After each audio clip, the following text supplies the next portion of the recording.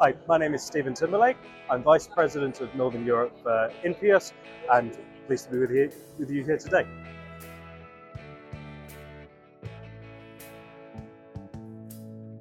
So my role at Infios is I look after our teams here in the UKI, Benelux and the Nordics. I help our prospects and customers understand the technology in their supply chain and how they can use our adaptable supply chain execution software to really evolve the maturity of their operations.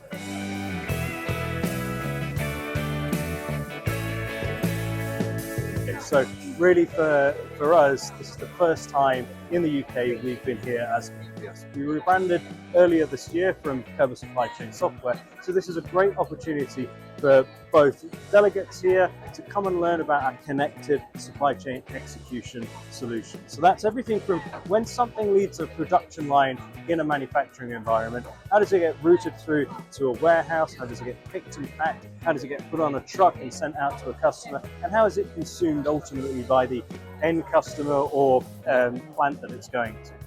We can talk those people through all of those solutions, from order management, warehouse management, transport management, and the solutions that we have in between as well.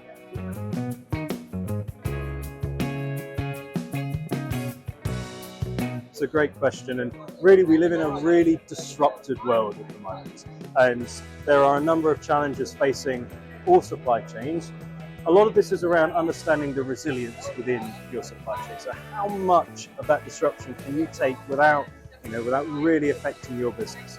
But if we look at kind of the big macro things, we've got the high cost of inflation and cost of financing, cost of labor is expensive. We've got talent shortages in a lot of areas. We've got kind of those global macro geopolitical situations that are caused by disruption from conflict, that are caused from the hangovers of COVID, and of course the tariff situation that we're seeing from the United States at the moment. All of these different areas of uncertainty are really testing the resilience of our clients and your readers' supply chains.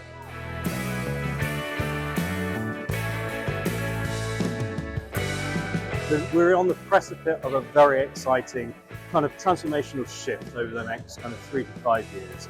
With the kind of movement of AI into the space, supply chain is one of those areas which really people can start to see the value of how things like agentic AI and purposeful innovation in using AI is going to shift the capabilities within their networks, really making them highly optimized, highly mature supply chains. So as Infios, we're investing heavily in purpose-driven AI initiatives that are going to help our customers really take advantage of this new technology and start to break away from the pack in terms of being first movers into this area as well.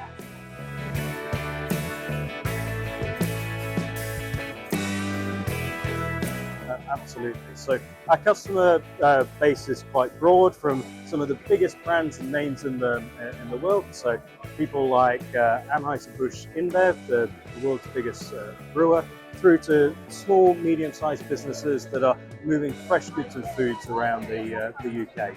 And our breadth of solutions and our focus on supply chain execution means that whether you're huge and a very large business through to a relatively small growing business, you've got essentially the democratization of this type of technology. You've got access to highly capable, highly advanced technologies and a great innovation from our team in enabling kind of future-proof supply chains. Plus, you've got access to a huge peer network within our customer base as well to work with. So if you look at one of our customers like HelloFresh, the delivery box people, one of their kind of key objectives was to reduce food waste within their supply chain. And using our highly adaptable warehouse management solution, you can far better track and trace all the consumption of product into those boxes, into those kits, and out to the customers at the same time.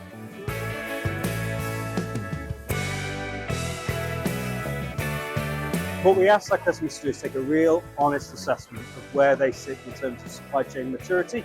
We have a kind of scale of 0 to 5 and help them benchmark where they sit in that kind of ad hocness, like I'm really reactive, everything is firefighting, everything seems like chaos, right at the kind of beginning of the scale, to a very highly optimized, kind of almost self-healing, self-thinking supply chain at the very end. So In each of those situations, the first place to start, have you got good master data? Do you know items, locations, suppliers? Is that forming the real basis of the foundations that you're looking to move on? You can't take advantage of this kind of fantastic innovation of AI technology if you don't have those basics and fundamentals really pinned down and honed down. The next is looking at kind of core KPIs and core measures. Are you measuring the right things? Have you got actionable kind of processes in place, standard operating processes that you know what they are, you know how they're repeatable, and you know how they're consistent.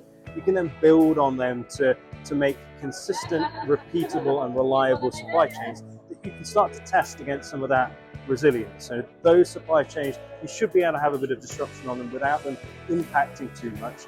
The business should be able to ask you to investigate new revenue streams without you saying, oh my goodness, there's no way we can do that because our systems can't cope with it. So you're helping both top line growth in businesses, but also ensuring that margin is protected and EBITDA is contributed, and having a highly effective and highly well functioning bottom line supply chain as well.